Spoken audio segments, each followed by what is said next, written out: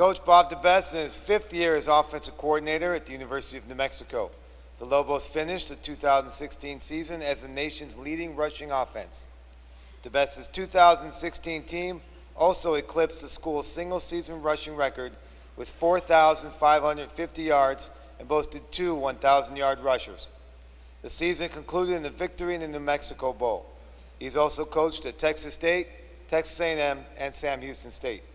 Everyone, please join me in welcoming Coach Bob DeBest. Thank you. Thank you. Appreciate it. Okay. I think that works. Sounds like it works. Thank you all for being here. You guys are truly the hardcore guys. This is the last session of the convention, and it's the triple option guys, okay? So the hell you guys thinking running the ball, right?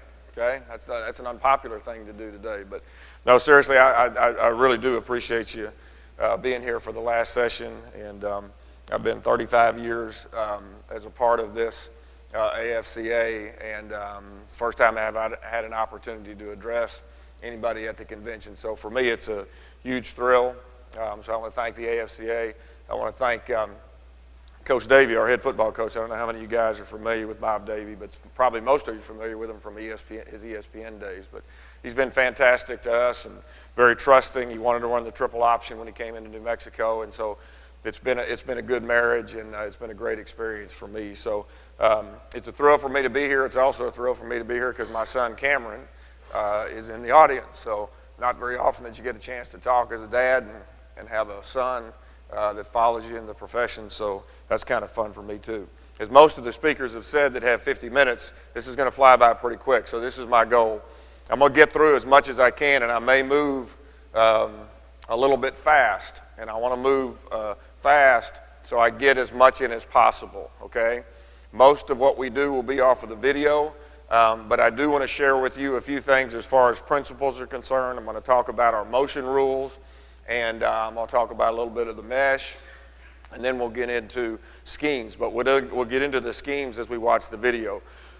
Please, at any point during the session, this is a good atmosphere to just stop, raise your hand, and ask questions, because oftentimes when you have a question, somebody else in the audience has a question as well. We have no secrets, okay? This offense kind of just evolved, okay? It just kind of just evolved. When I got to Sam Houston State and worked for a guy named Willie Fritz, it was something that we kind of did out of necessity, and it's become a lot of fun. We're triple option, but we run triple option out of the gun and out of the pistol, and our triple option is based on the zone read schemes, okay? So it's a little bit different than the underneath center stuff. Those guys do an unbelievable job, and that's where it all started, and a lot of the principles that we have come from them, okay? But initially what I want to start with is just some offensive principles, and again, I'm going to kind of move through these pretty quick, but I've kind of highlighted some things that I think are the most important. We're going to attempt to be as difficult as possible to defend, yet stay within a system that allows our players to execute with confidence in its continuity. And continuity is probably the most important word as far as that principle is concerned. We're going to be multiple in our formations and motions, okay? We will try, as personnel will allow, to have as many personnel packages as is workable. So again, our goal is to make it as easy for us as possible, yet make it as hard for the defense to prepare for. We're going to try to do the same things over and over and over again out of a lot of different personnel packages, a lot of different looks, formationally and motionally. Not a revolutionary concept, okay, but it's something that's important for us as far as our offense is concerned. We're going to identify our playmakers. I have what's called a touches list that we go through before every game, and I have that in the press box, and we're going to try to make sure that we go through that touches list and make sure that our playmakers touch the ball as many ways, as many times as they possibly can. But you don't want to come out of a game saying, Jesus, why do we only give the ball to this guy 5 times? Although we want to be explosive in big plays to be characteristic of our attack, our priorities will lie in making first downs, okay? I work for a defensive guy, but I am in 100% total agreement. We are a huddle-up football team. We don't speed things up. We do have a tempo type of an offense, but we're old school as far as huddling up and what have you. And I'm not going to go into the stats, but check the stats this year, and I think the same thing was true last year. The top 15 fastest teams as far as offense, most plays run, check their winning percentage against the slowest 15. We will always go into each ball game with a sound blitz pickup and blitz beater attack. But we're going to spend a lot more time on blitz during practice than what we ever see it during a game. We have to see it. We have to prepare for it, for passing situations and even run situations. But we don't see a lot of blitz. And obviously the reason we don't see a lot of blitz is it's hard to set all your blitzes to dive, quarterback, pitch. So people come in with extensive pressure packages, and because of what we do, we don't see it a lot, and that becomes a huge advantage on, say, third downs. We will spend as much time as necessary to thoroughly go through our self-scout. This is maybe the most important thing that we do, because the challenge for us is often how can we present this thing different. What we do is all about window dressing. It's all about window dressing. It's all about eyes pre-snap. It's all about getting just a few steps out of position post-snap because of what we've done pre-snap. So how can we do the same things over and over and over again, but present it in a different manner? So self-scout for us is something that we spend a lot of time on Sundays before we even start talking about our opponent. As we go about varying our attack from week to week, we'll always do our best to maintain the continuity and integrity of the system. Working from the inside out to try to make a new wrinkle fit is much more sound than working from the outside in. We try not to grab bag. It's real easy to watch what somebody else is doing and say, geez, can we fit that to what we're doing? I'm not saying we never do that, but for the most part, we try to operate by the principle that here's our system. Let's try to work from the inside out to create flexibility and new wrinkles. Okay? Nothing can take the place of repetition. I think triple option football is the epitome of the need for repetition in practice, because I'm constantly yelling the word precise, precision in practice. We're constantly using that word because we have to be precise. We have to be able to execute what we do better than they defend us. And then most of the time, they've only got 2.5, 3 days to try to, come up with a plan and make it work. The last thing that I've gotten read there is something as a coordinator that I stick to, and I challenge our guys all the time. If we're going to have a new idea or we're going to suggest a new idea, something's got to go. Okay, something's got to go. There is no addition without subtraction. There is no addition without subtraction. If we're going to add a play, if we're going to add a new concept, a pass, doesn't matter what it is, something's got to go. So that guy that comes up with that idea, he's got to come up with what goes, because there's a finite number of hours, in the week, and those players don't live it like we do, right? I mean, they don't live it like we do. And so we try to operate by that principle, okay? Just some quick thoughts on motion, because I get asked about this quite a bit. We make, when I say three back, our third back most of the time is an off-the-ball tight end, okay? It could be two backs in the backfield and we bring a slot back in. But when I say when we make three back, I'm talking about the tight end also, because he's off the ball. Regardless of the motion call, all motion should be executed at full speed. All triple-related motion should look as much like a cross-the-formation motion as possible. So what that means is, and I'll show you on video, if we start climbing too early to the backfield, then we're giving them just that much more time to react. So we want to try as best we can to get as close to that tackle, to the end of the line of scrimmage as we possibly can. Stay as flat as you can for as long as you can before climbing to the backfield, okay? Regardless of how you've gotten into pitch phase, your eyes should never leave the quarterback. You must be ready for a quick pitch. If the quarterback gets to the perimeter with the ball, you must always maintain your proper, what we call 1x5. We talk about 1x5 pitch relationship, and never, ever, ever come inside the pitch key. Never come inside the pitch key. Always try to stretch the field. Always try to stretch that pitch key, that number 2 defender. We've got an orbit motion, which means that whoever is tagged to come in orbit motion will again be fast, be flat for as long as possible before you start to climb. We tell them his aiming point is the heels of the dive back, whether that dive back is in pistol or in gun. We will tell them to trust the quarterback to time up the snap to allow you to get into a proper pitch relationship while maintaining your speed. So we don't want that pitch back thinking and wondering and not trusting that quarterback and slowing down. That's up to the quarterback to time that up, and I'll go through that in the video as well. We didn't always have star, but we tie the word star with orbit to mean you're going to get back there now to the backfield, you're going to get set. You're going to become basically an eye tailback or a pistol back, okay? And then you're going to continue across the ball, okay? So orbit and star tied together.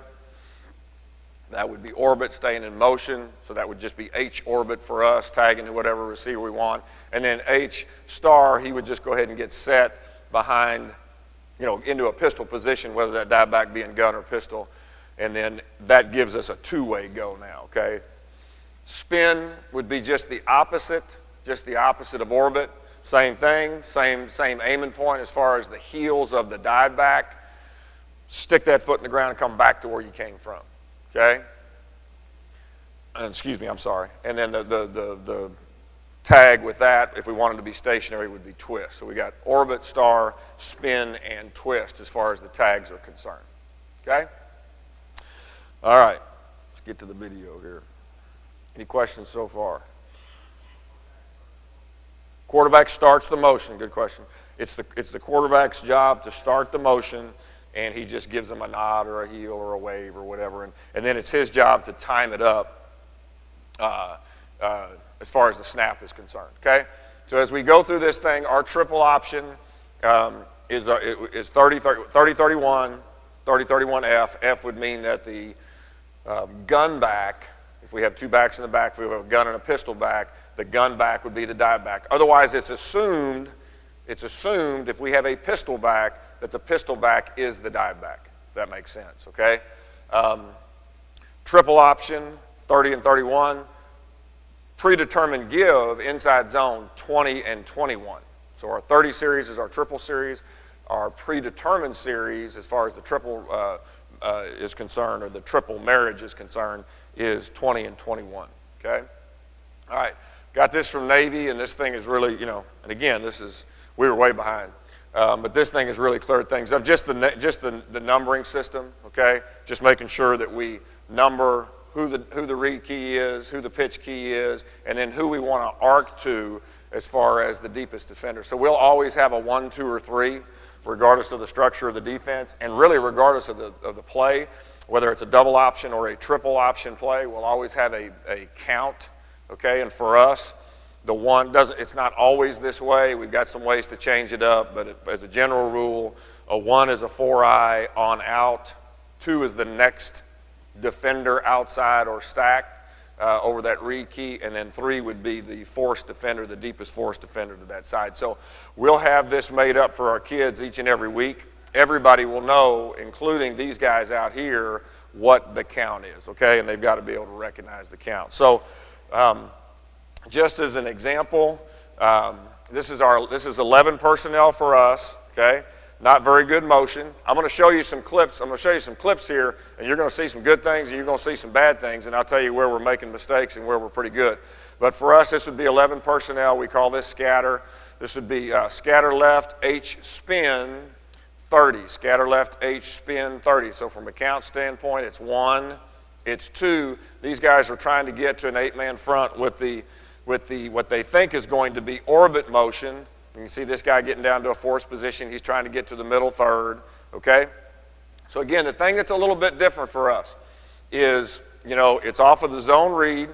Our cruiser, who is our off-the-ball tight end, he is responsible for making the call as to where the pitch key or number 2 is. So he will yell on every stinking play, pass plays, everything. He will yell on everything, 2 inside or 2 outside, 2 inside or 2 outside. And that'll get that guy, the center, clued into who he needs to identify as the Mike backer. He should already be clued into where number 2 is, the quarterback. But really, these 3 guys, quarterback, H, and center, need to be on the same page as far as who the option key is. And the reason that is our cruiser now is responsible for cleaning up the box, okay? Cleaning up the box. So in this particular case, 2 would be outside. So he knows now I'm cruising the box. I'm cruising the box, okay? And if this box backer wants to scrape, I've got to pick him up so we can get to the perimeter option number 2. If he's a box backer and hang around inside, I can work to the 3rd level defender. What this allows us to do is push everything a man further. So oftentimes, we will get a lineman off to this force defender out here who's the fold player in case we give the ball on the triple, okay? All right, so you can see the cruiser working up to the box. Backer is a box backer, so he works up to the safety. Good job with the quarterback attacking the perimeter. I'm going to get into attacking the perimeter, and I'll get into the mesh principles, mesh coaching points, I guess, in a second, okay? So this would be 11 personnel. This would be H-spin. For us, this would be 30. Inside zone blocking scheme, inside zone blocking principles for the line. And that's the beauty of, I think one of the beauty of what we do is the offensive line spends 70% of their time just working inside zone, double combos, working up to the second level. Okay, just a different way to present it. 2 tight ends now, kind of a condensed formation, quick motion now with Z. We call this cheat motion. Okay, here it is out of the gun. It would be the same call 30. Okay, same call 30. 2 outside, 2 outside. So now that cruiser is going to block the box backer there, and you can see the read side tackle working to what we would call the mic, okay?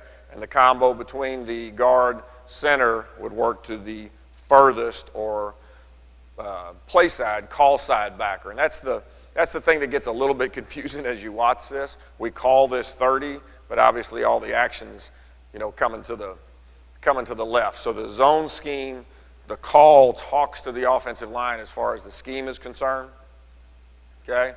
We pick up an extra blocker with the cruiser. Here it is against odd, okay? So this would be the same structure that you saw to begin with. 11 personnel, we call this scatter. Okay, we do not designate the back if he's in pistol. Let's assume he's in pistol if we don't give a backfield call. This would be twist motion that we talked about. Now he's set, so now we got a 2-way go either way. I'm going to go ahead and go to the end zone here. They stem from an even to an odd, so now the count goes 1, 2, 3.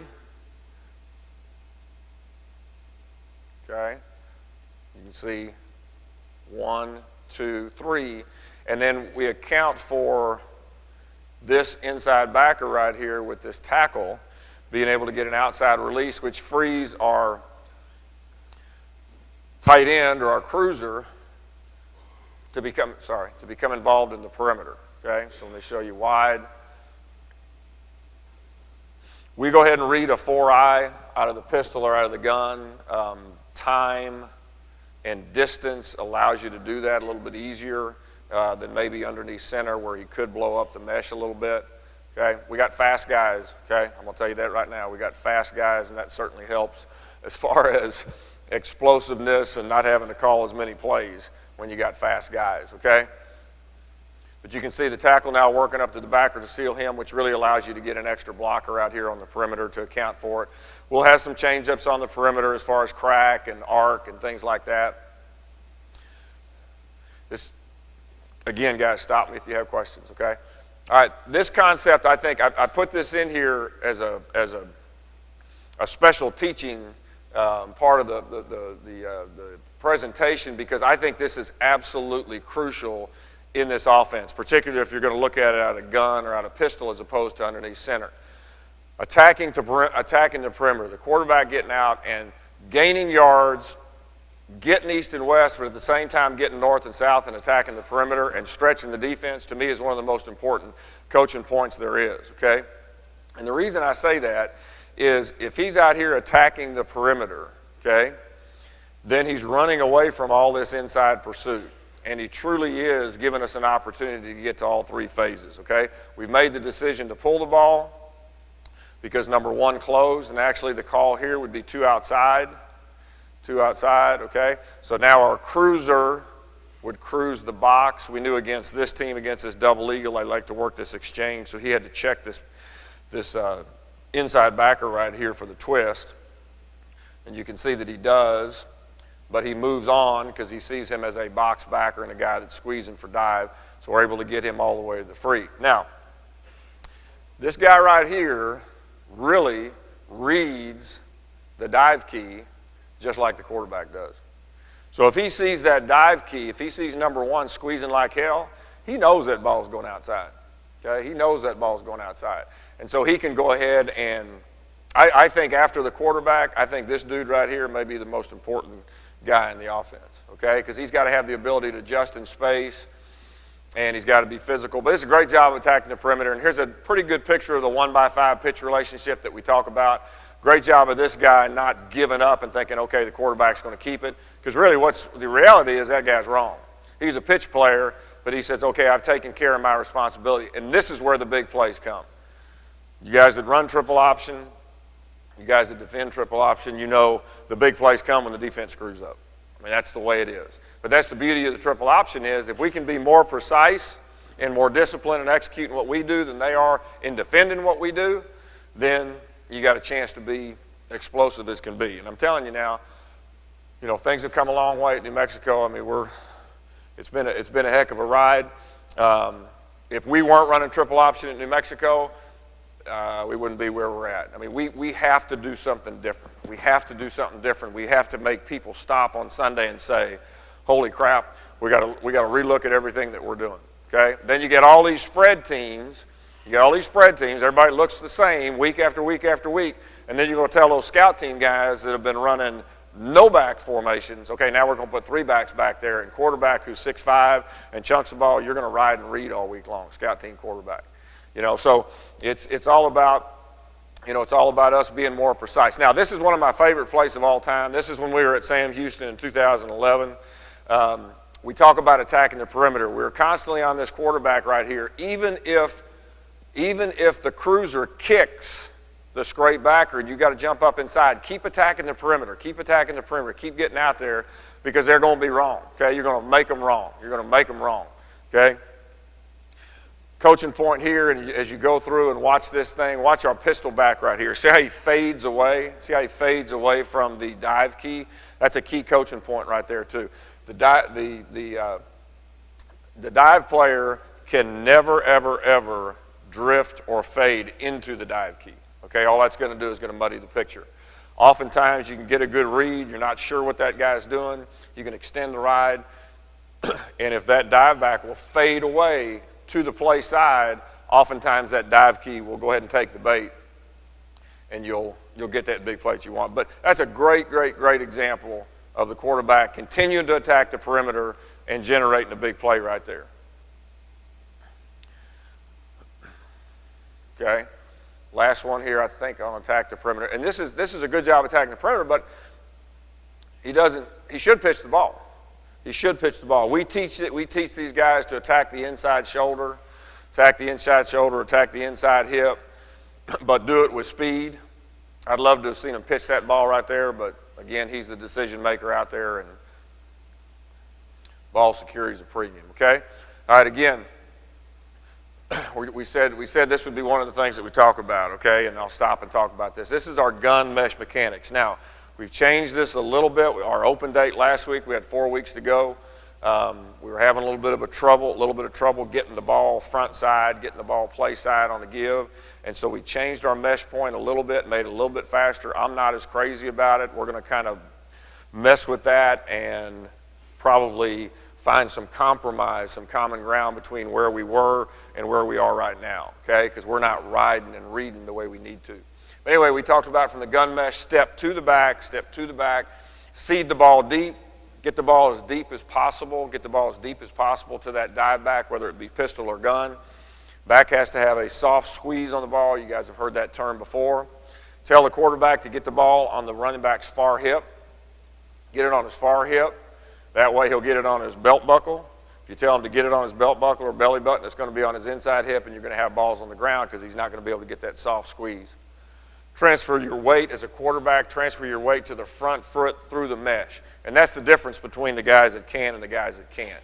You know, can they seed the ball deep, ride, and as they're riding, can they shift their weight to that front foot, okay? Can they shift that weight? And the flexion should come in the front knee, okay? And that also becomes his power foot when he comes off the mesh, okay? And we talk about extending the ride, and the extension comes through shifting your weight, okay? So here's our backfield. So I'm going to have 3 different practice drills that we do that are must for us. This is backfield. We just call this backfield. This is just the backs. And sometimes we bring the tight ends in there just for timing and if there's different looks as far as his crew's responsibilities. But the back basically is is on the inside leg of the play side or the backside guard or the read side guard, okay? We talk about open crossover downhill, just like any other inside zone. It's open, it's downhill. The crossover downhill become the same step, okay? Big elbow, okay? Big pocket as far as the inside elbow is concerned. One of the keys to slowing things down and allow the quarterback to really extend the ride, if you can, try not to let this guy start until he catches the ball. Try not to let him start until he catches the ball. And that gives the quarterback a much better opportunity to make an educated read, okay? But you can see him shift his weight to the front foot. Pretty good job, okay? This is a 8-man front edge pressure, okay? So identify this dude in here. This dude right here is 1. Him is 2. Anticipating the quick pitch, anticipating the quick pull and pitch. Not predetermined, but anticipating. Okay, pressure situation, man on man outside, arc to 3, because we certainly don't want to block 2. We'd like to option him, okay?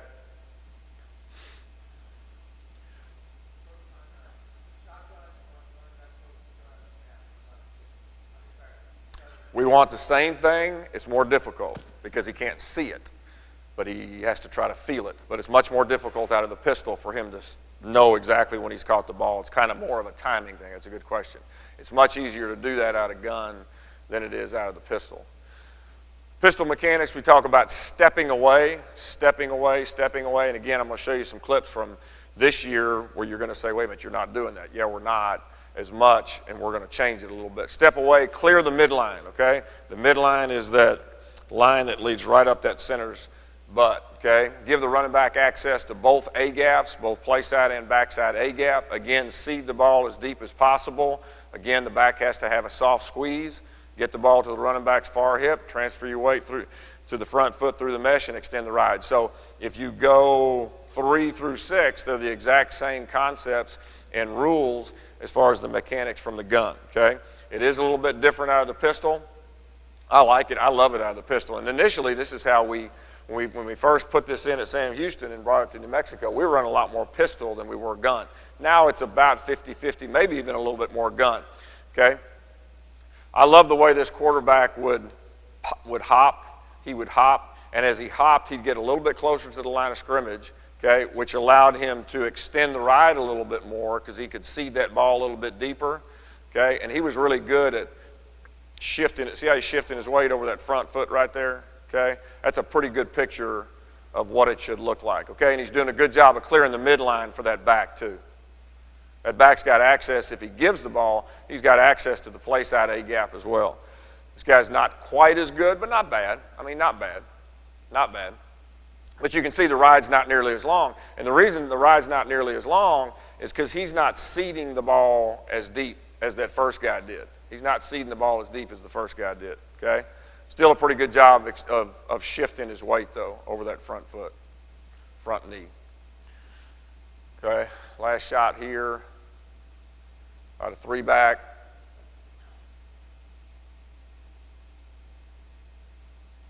What's wrong here? I'm going to move ahead. Uh-oh, we got some video issues here. Okay, I don't know why it's so slow. All right, here we go. All right, so again, just some examples out of the pistol here, okay? And I'll tell you what we're going to do. We're going to go ahead. Okay, let's get some drills here, okay? All right, half line is a must. We'll do half line 2 times a week for sure, 2 times a week for sure. And this is a great opportunity. You know, it's just center, read side guard and tackle, however many backs you need. Tight ends if you need them. This happens to be 20 personnel for us. So we're working our back as our cruiser. We're working our H-back as our pitch back. And so whoever you need within the personnel grouping to run the play, but it truly is just half line. It's a great opportunity to mix things up as far as the perimeter is concerned. It's a great opportunity, obviously, to work mesh mechanics with more people in there. It's a great opportunity to work pitch relationships with more people in there. Again, it's a staple. We really only do this for about 5 minutes, but we'll get in 10 plays in 5 minutes because we don't huddle up. I just holler out personnel grouping, formation, motion, and we work as fast as we possibly can. Guys running the scout team out there getting those guys set up. to make sure that we can get maximum reps. Here's a little bit different scheme. We call this crush, okay?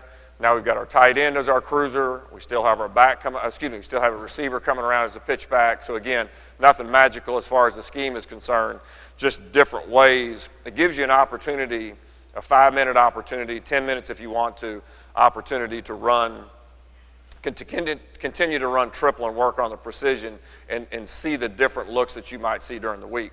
And what we have to do, we're really not sure from week to week what we're going to see. We can guess, but people surprise us. So what we have to do is we have to work 8-man front, 4-3, too high, odd, too high. We got to work all of it. Double eagle. We got to work all of it every week. Okay, just in preparation. Okay, now this is what we call perimeter drill. So perimeter drill, you take the lineman out. We've got all the skill kids in there. Again, a good opportunity, your best opportunity to really teach as far as perimeter looks are concerned.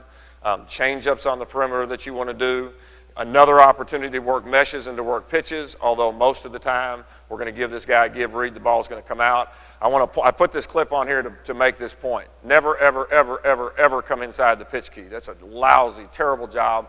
Very undisciplined by this kid right here, number one, as far as effort and practice. Number two, not being aware that trap corner is the pitch key, okay? It would be 1, the way this works. It would be 2. He's got to come outside to force this guy to make a decision. So never, ever, ever, ever come inside your pitch key as far as the pitch back is concerned, okay? Just one more example. Now we're working crack, okay? And here's a good picture of the quarterback going out there and actually attacking the perimeter, okay? So backfield, 5 minutes. Half line, 5 minutes. Perimeter, 5 minutes. That gives you an extra 15 minutes, maybe a day, okay, before you get into the team part of it, okay? And we'll always have a team option period, obviously. We'll always have backfield, half line, perimeter, team option, play action pass. Play action pass, okay? Those are staples of our practice. We get into quite a bit of 3-back. The reason we get into three-back set, either that diamond look or what we call this pack deal, because it disguises the cruiser. Okay, if you think about just a 2-by-2 set with 2 backs in the backfield and the off-the-ball tight end, well, okay, there's that cruiser right there. Okay, and so this formation right here, it kind of disguises the cruiser a little bit. Okay. From a count standpoint, it's 1, it's 2. Because this is an odd look and it's a 4-eye, we can outside release that tackle to get to the read side inside backer, okay? So 1, 2, 3, okay? Cruiser then, because he knows the tackle's going to try to work to that inside backer, he'll still check the inside backer, but he knows he can go to 3. And we don't block the backside safety here, but I'm going to show you from the end zone how he watch his eyes here. Okay, a little bit of hesitation right there as far as if the dive back has it or not, and allows us to run by him. Now, not crazy about what this guy's doing. This is what I was talking about. Don't fade into the dive key. Don't fade into the dive key.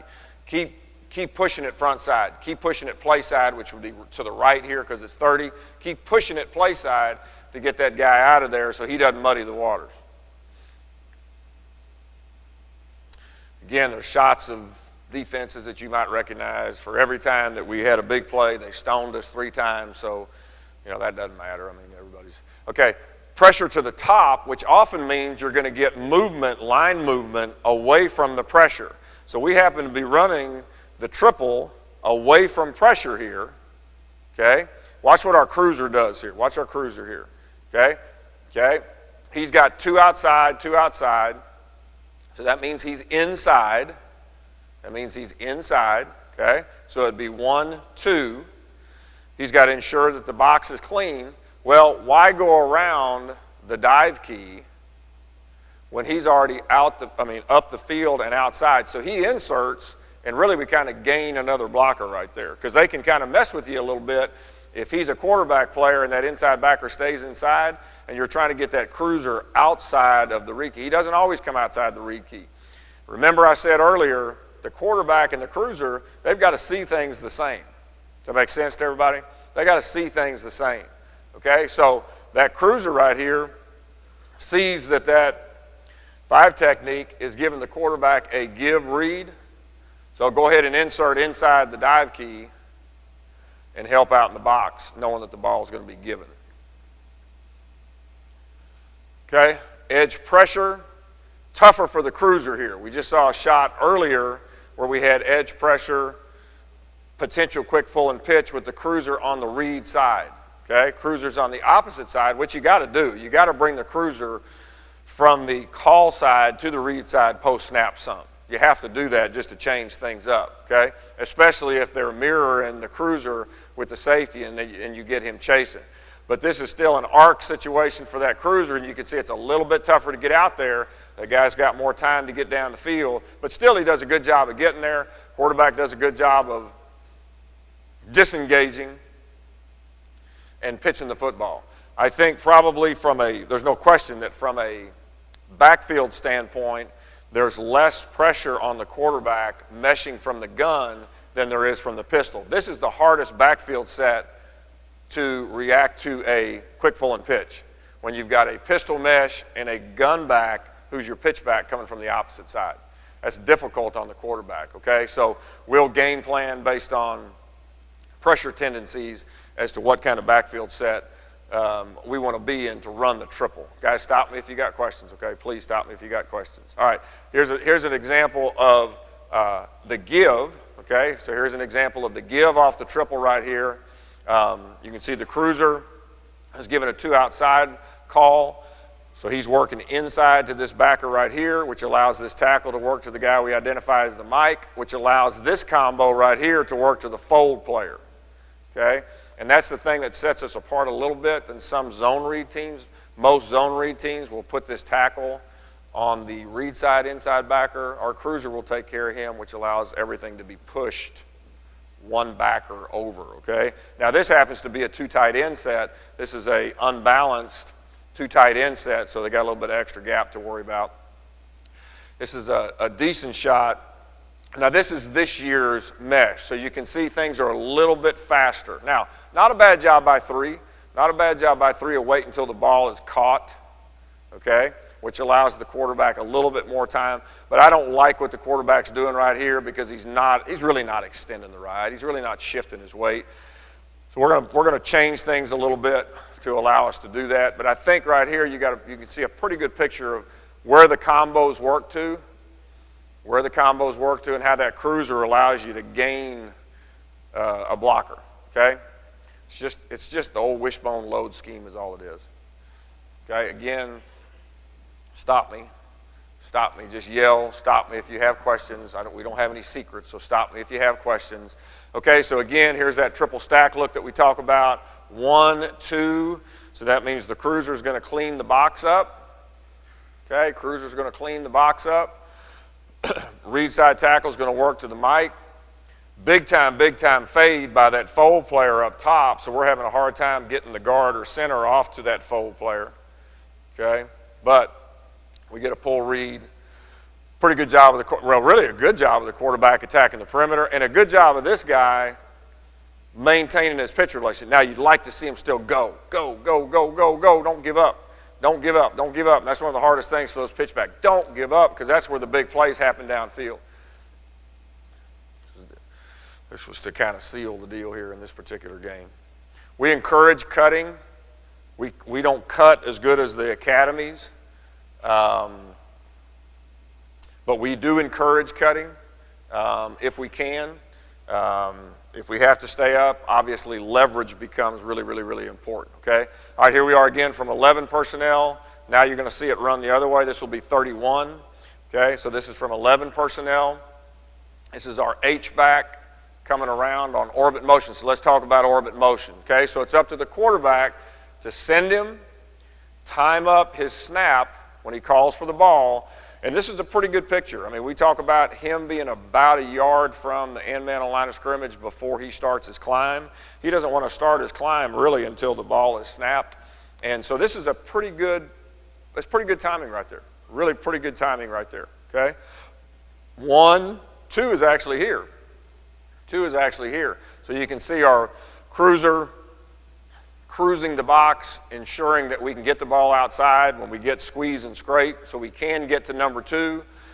Number 2 goes to pitch, and quarterback keeps it, okay? No, this would be 2. Because he's the pitch key. I don't know who's asking the question. Because he's the pitch key, okay? And now you can, don't get me wrong, in this particular look right here, if you want to make him 2, and pitch off of him and arc to him, that's totally sound. I mean, you can do that. But what we found is you make him 2, that gives this guy a free run to kind of make the pitch a little bit muddy. So we kind of handle the first threat with the cruise, and we try to make the perimeter as clean as we possibly can. And that's why we identified that way. Does that make sense?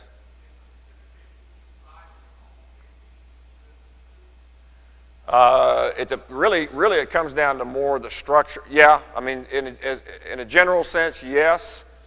It really comes down to more of the structure. It comes down to numbers is what it comes down to. It really comes down to numbers. This look right here and this look right here, we don't treat any different.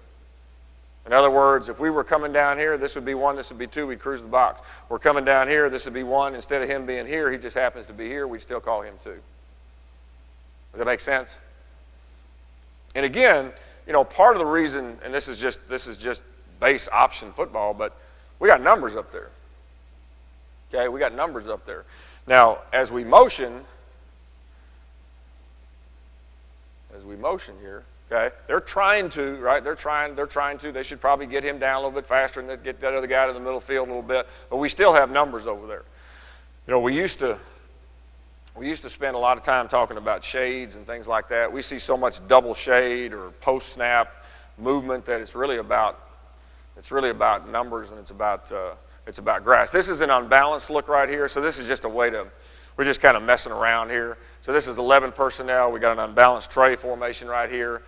We shift the tight end. We orbit the H. Okay, so again, window dressing, just different ways to present. But we're running the exact same thing as far as this edge and open side as far as the read is concerned. It's the same look that we see all the time. Okay, here's 1, here's 2. Quick pitch situation right here, and he's looking for 3. You know, he's looking for 3 right here, and there he is. Okay, so good job of the H here reacting to the pitch. And this is what I talked about when I said on the orbit motion or the spin motion, don't ever take your eyes off the quarterback. Don't ever take your eyes off the quarterback.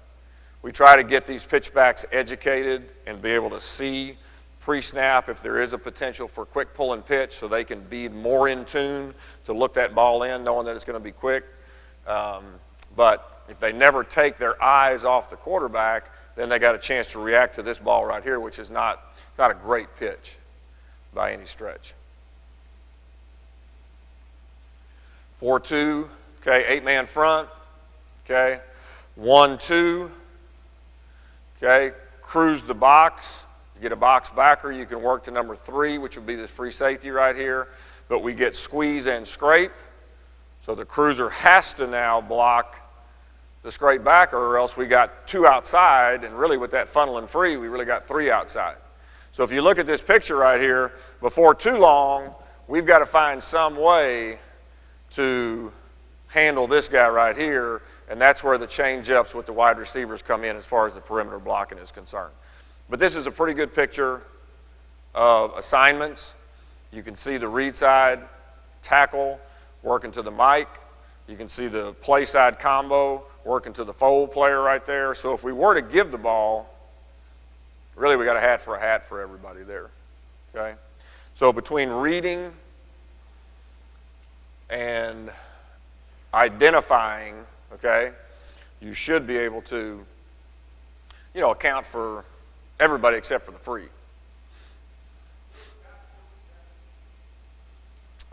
Backfield depth. Yeah, now this again, we're going to change this, but if we're in the, now when we're in the pack, When we're in the pistol, this guy's going to be about a yard, yard and a half, depending on the speed behind the quarterback. It used to be 3. Used to be 3. We're going to get a little bit closer to that from here on out, okay, because we're not getting right. Right now, it's a yard, yard and a half, depending on his speed. This always looks a little bit tight, but the bottom line is he's about a yard, yard and a half behind the quarterback's heels in the pistol. He's a yard behind this guy in a normal eye set. Gun, his toes are at 5. He's about a yard. He's a yard behind the quarterback. Again, yard, yard and a half. Splitting the inside leg of the read side guard. That makes sense. Does that answer your question? Okay. Sir?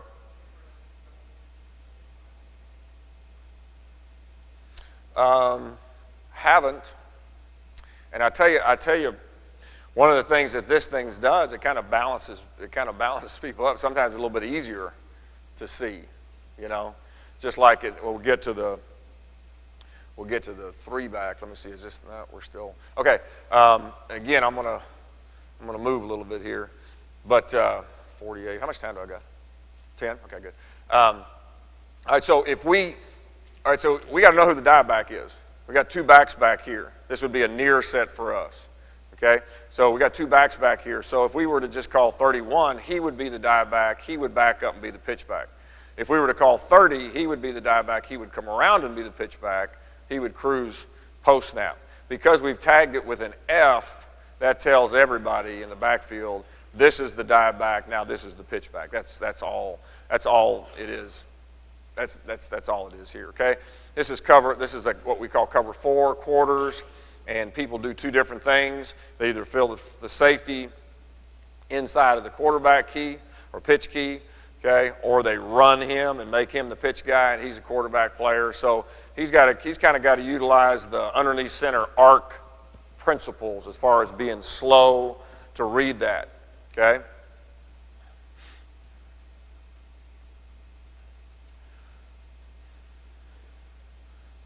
All right, here's 3 backs. So now we've got 3 backs in the backfield. This would be our 30 personnel, no tight ends, and now you've got to have a back who becomes your cruiser. Okay, you got to have a back who becomes your cruiser. And these guys should be interchangeable parts, okay? And so this is another way to disguise who the cruiser is, okay? So it makes it a little bit more difficult as far as the defense is concerned, because really we got a 2-way go here, right? We can go either way, and either one of those guys can be the cruiser. We could bring him post-snap across the ball. We could cruise with him to the read side. So there's all kinds of different possibilities as far as eyes of the defense are concerned and presentation as far as the offense is concerned. All right, this is what we call 4-3 hip cover 4. So by count, 1, 2, identify him as the Mike, read side tackle, blocks the Mike. He should really cruise to this deep safety right here. Okay? He should really cruise to the deep safety. So he's screwing this thing up. Okay? He should not be helping that tackle right here. He helps the tackle right here because he doesn't think the tackle has him, and maybe that's a good decision, maybe it isn't. But by rule, tackle should be on the mic, and this is the leverage part of it that I was talking about. That tackle's got to understand where that ball is going to hit, so his head's going to be on the other side, and you should get that cruiser all the way up to that safety right there. And then if you look at it that way, you're accounting for everybody because you're reading that dude right here, and you got to make him wrong by attacking the perimeter.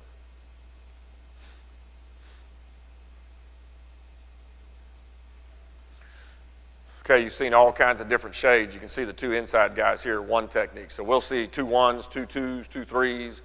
We'll see 2s become 3s, 1s become 3s, and 1s. I mean, it's, we see a lot of different things there as far as the inside is concerned. But the double combos really should, take care of that. Okay, just a different blocking scheme. Navy just talked about this as far as the changing it up on the perimeter. Okay, instead of coming out here and optioning 2, we'll block 2 and really just pitch off a leverage is what we're doing. If we're having a hard time because this guy's stringing it out, the quarterback's trying to get to his pitch key, and everybody's running, we'll try to just form the wall with this wideout right here and really just pitch off a leverage is what it is. Okay? Again, 4-2 box, 8-man front by rule, cruiser, cruiser right here first and then go block the safety, you know, he determines that the backer's more of a box backer than a scrape backer. You could argue that he should cut that backer right there and turn the free loose. Either way, we get the ball outside. Now they got a decision to make, right? They got a decision to make with this guy. Is he going to cover the crack and go, or is he going to crack replace? Okay, cover the crack and go, or is he going to crack replace? Absolutely. It's all inside zone principles right there. So he is pushing, his aiming point is the butt of the center right there, okay? And he's reading the first play side technique right there as far as the inside zone, just like old school inside zone. It doesn't matter, just like old school inside zone, okay? If as he's pushing play side, the backside technique crosses his face and forces him to stick his foot in the ground and get to the backside A gap or the read side A gap, that's perfectly fine, perfectly fine. Okay, but again, he's got to be disciplined in this situation to push front side to make sure that he entices this guy to close and take him so the quarterback can get out to the perimeter. If he were to work straight ahead right here, or certainly if he were to fade to the dive key, it's going to muddy this thing, and this guy can come off and actually make a play out there.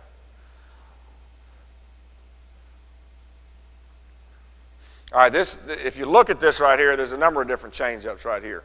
We're taking the cruiser and we're false keying, okay? He's false keying. Against this particular defense, because it's man, it really doesn't have the same, it does have, I guess it has an effect, but the reason I put this clip on here is to show you that here's an example of a trap corner or a crash corner becoming your pitch key. Okay, he becomes your pitch key right here. So he could be a quarterback player, he could be a pitch player. We just got to come out and attack the perimeter as we normally do.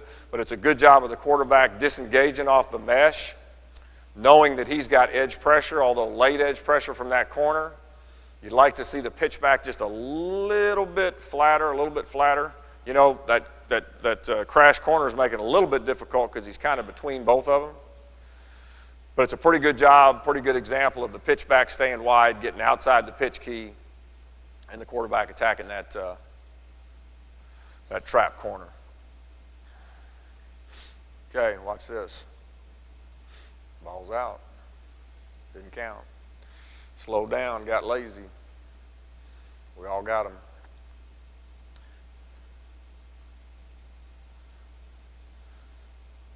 All right. 20 personnel, no cruiser. Who's the cruiser? Not, these guys can't be the cruisers. You stay two back, so one of them's got to be dive, one of them's got to be pitch.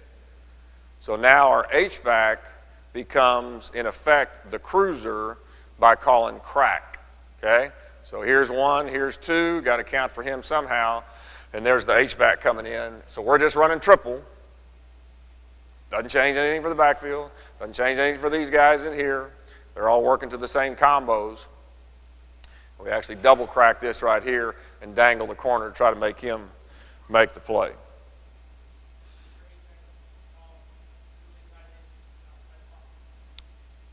He doesn't do that. He will not make that call. Okay, he will not make that call. I'm gonna do this right here because I know I'm running out of time. Two more? A few more. Okay, thank you. Okay, so triple. Okay, hopefully you got it. But what's amazing, we probably run more inside zone than we do triple. Okay, predetermined. But it's all about triple presentation.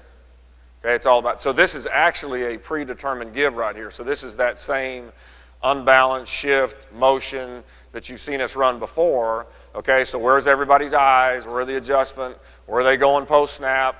Okay, because they think we're running triple, and all of a sudden we're just running inside zone. So you have to run, if you're running triple, you have to have times where that quarterback can just take a deep breath and hand the ball off. Okay, and that's what inside zone does for us. Okay, so off the ball tight end becomes the peel blocker. He becomes the peel blocker. Okay, so if he sees any color outside that tackle right there, he's got to clean that up. Nothing changes for our line as far as their rules and the identification of the mic.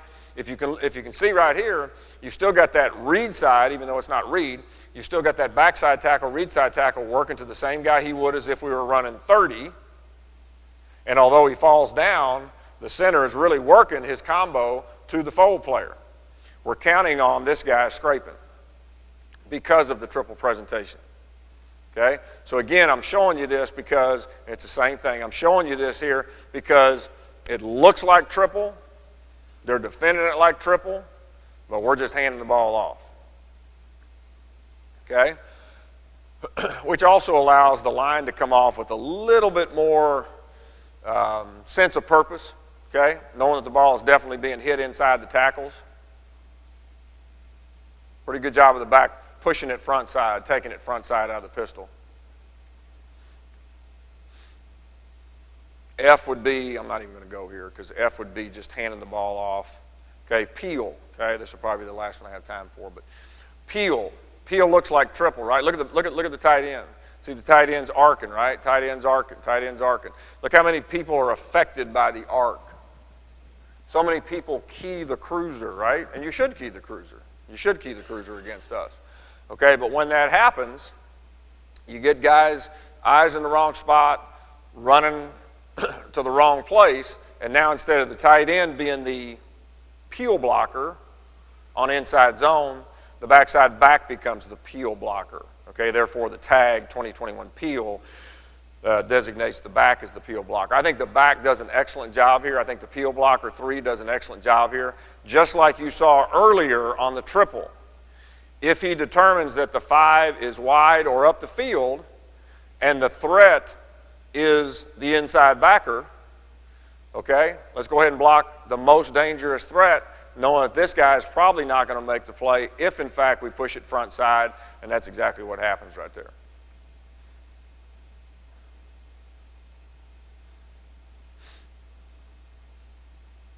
Okay, arc, pull some guys out. Pretty good peel block by the back. Everything looks like triple. Everything looks like triple right now. Okay, good job of the back pushing it front side. Okay, good job of working the combos too, watch.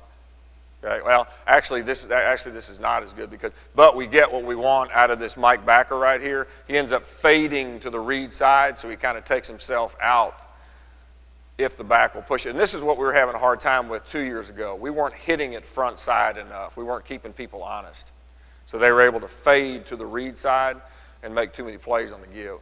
This is maybe the cleanest shot on the video, okay, as far as this concept is concerned. One, look at the reaction, okay, and this is all about window dressing. It's all about eyes in the wrong place. We're just running inside zone is all we're doing, okay? But I want you to watch the combos here, okay? You count on this guy with the outside, with this release and this back foot, you count on him scraping, especially if you got a squeeze and scrape team, you count on him scraping, which means that we can push everything a man over. Okay, and you can see the right guard working to the Mike. You can see the left guard working to the fold player. Pretty good job of the peel blocker, not great, okay, but he should get his head inside, but at least he's there.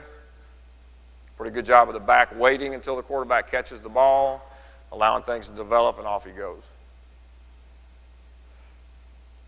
So again, just inside zone. Okay, now two back, 3 wides, same play. Instead of having an arc blocker now, he becomes eye candy back here. He becomes the thing that gets their eyes in the wrong place and maybe going to the wrong place. Nothing changes in the backfield. We're still just running peel.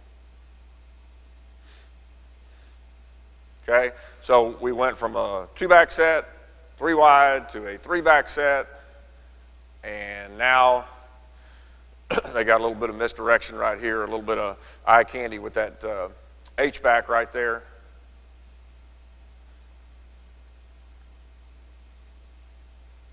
Last one? Last one, are we good? Okay. All right, this is the last one right here. Same thing, now we're in stationary 3-back. Okay, so this is our 30 set right here. And again, I think a good decision by the peel back blocker. If this was our cruiser and we were running triple, if we were running 31, he'd do the exact same thing. He'd do the exact same thing. He'd read that as a give read, and he'd insert through the B gap, and that allows you to pick up an extra blocker.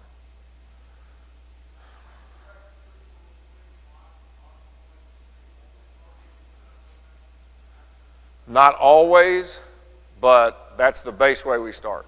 Not always, but that's the base way we start. There's ways to mix things up, outside releasing the tackle, inserting somebody else to block that inside backer. Sometimes we'll read the inside backer. So it's not a 100%. You really can't have any 100% here. I mean, you really can't have any 100% because people are too smart and they got too much video evidence.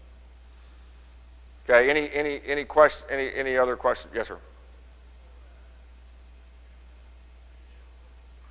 This is what we tell our quarterback, honest to God truth. Can he tackle the dive back? If he can, pull it. If he can't, give it. I swear to God, that's what we tell him. I swear to God, that's what we tell him.